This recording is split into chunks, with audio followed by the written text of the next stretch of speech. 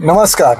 नव्या युगाची नवी दिशा देणारी प्रबोधनशील न्यूज एक पेड माँ के नाम या संकल्पनेच्या माध्यमातून ऐरोलीचे माजी आमदार संदीप नाईक यांच्या वाढदिवसाचे औचित्य साधून स्थानिक नगरसेवक शिवाजी खोपडे यांनी ऐरोलीतील विविध उद्यानामध्ये ज्येष्ठ नागरिकांना, महिलांना व सामाजिक संस्थांना बरोबर घेऊन वृक्षारोपण केले. पर्यावरणाचा जर समतोल राखायचा असेल तर आपल्याला वृक्ष लागवड केल्याशिवाय दुसरा पर्याय नाही. फुले देऊन साजरा न करता असे सामाजिक उपक्रम करण्याचा संदेश माजी आमदार संदीप नाईक यांनी दिल्यामुळे तो राबवला गेला असल्याचे शिवाजी खोपडे यांनी प्रसार माध्यमाशी बोलताना सांगितले.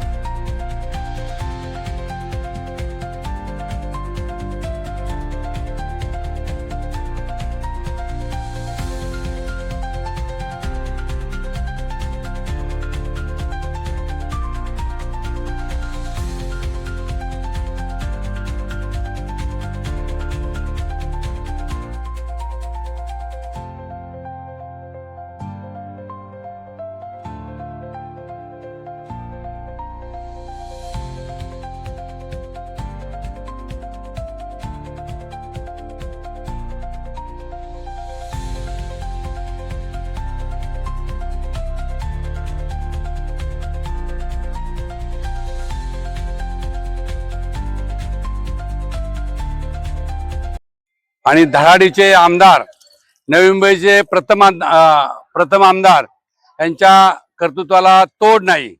कुठलंही काम त्यांच्याकडे घेऊन गेलं की ते काम झालंच पाहिजे. विधानसभेमध्ये सुद्धा त्यांनी अनेक प्रश्न विचारले. सगळ्यात जर नंबर असेल तर संदीप नाईकांचा नंबर असू शकतो, तो पहिला नंबर, कारण ते एवढे प्रश्न विधानसभेत विचारलेले आहेत. आणि त्यांच्या नेतृत्वाला कुणाची तोड नाही. कामामध्ये कुशल नेतृत्व, कुशल कामाची पद्धत त्यांच्याकडे, मॅनेजमेंट सुंदर आहे. कार्यकर्त्यांवर त्यांचं लक्ष असतं, कार्यकर्त्यांना खेळून ठेवतात. म्हणजे काही कामं असेल, अडीअडचण असेल तर ते त्यांची कामं करतात. हे त्यांचं नेतृत्व आहे. त्यांच्याबद्दल बोलावं तेवढं कमीच आहे या ठिकाणी.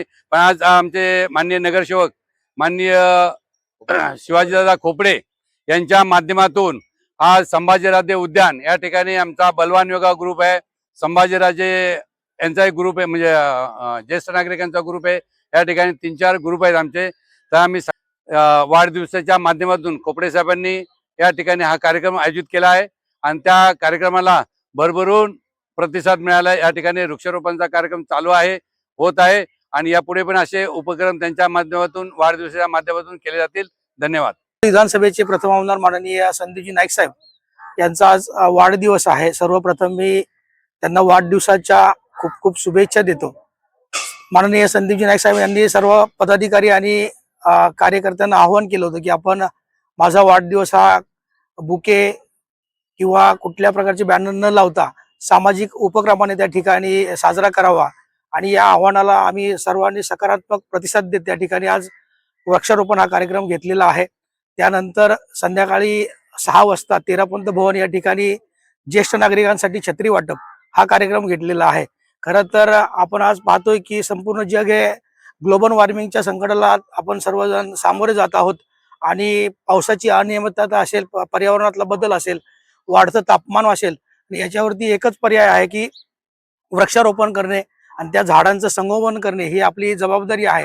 आणि या उद्देशाने आपण आज या ठिकाणी वृक्षारोपण हा कार्यक्रम घेतलेला आहे. देशाचे पंतप्रधान आदरणीय नरेंद्रजी मोदी साहेब यांनी आपल्या सर्वांना संदेश दिलेला आहे की एक पेड माँ के नाम.